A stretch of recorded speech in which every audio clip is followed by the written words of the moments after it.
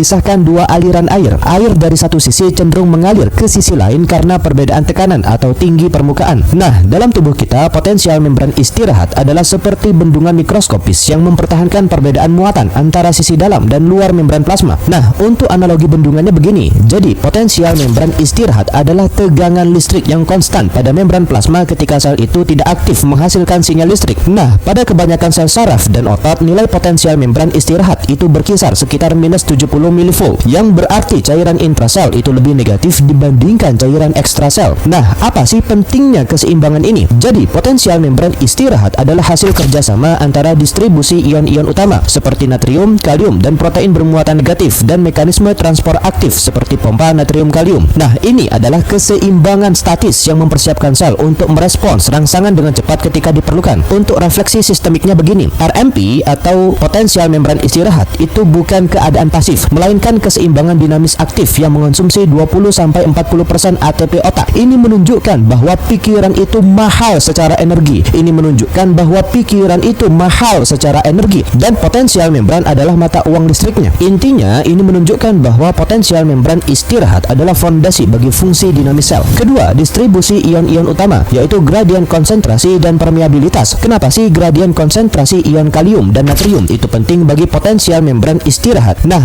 gradien konsentrasi ini dipertahankan oleh pompa natrium kalium yang memindahkan 3 ion natrium keluar sel dan 2 ion kalium masuk ke dalam sel. Gradien ini menciptakan perbedaan muatan antara cairan intrasel dan cairan ekstrasel. Lalu, kenapa sih membran plasma itu lebih permeabel terhadap kalium daripada natrium? Karena membran plasma itu memiliki lebih banyak kanal rembes untuk kalium, sehingga ion kalium itu dapat dengan mudah meninggalkan sel, meninggalkan muatan negatif di cairan intrasel. Kemudian, apa sih peran protein bermuatan negatif dalam potensial membran istirahat? Jadi, protein besar bermuatan negatif itu terjebak di dalam sel karena ukurannya yang besar dan impermeabilitas membran terhadap molekul tersebut. Nah, protein ini berkontribusi pada muatan negatif relatif di cairan intrasel. Jadi, bayangkan sebuah stadion sepak bola dengan 2 tribun yang memiliki jumlah penggemar berbeda. Di tribun A, jumlah penggemar lebih banyak, sedangkan di tribun B, jumlahnya lebih sedikit. Ketika pintu dibuka, penggemar itu cenderung bergerak dari tribun yang lebih padat ke tribun yang lebih longgar. Nah, dalam tubuh kita, distribusi ion-ion utama itu mirip dengan fenomena ini. Untuk gradien konsentrasinya begini. Jadi, ion kalium itu lebih banyak berada di cairan intrasel, sedangkan ion natrium itu lebih banyak berada di cairan ekstrasel. Nah, gradien konsentrasi ini dipertahankan oleh pompa natrium kalium yang membutuhkan energi untuk memindahkan 3 ion natrium keluar sel dan 2 ion kalium masuk ke dalam sel. Lalu, untuk permeabilitas relatifnya begini. Jadi, membran plasma itu jauh lebih permeabel terhadap kalium daripada natrium karena adanya lebih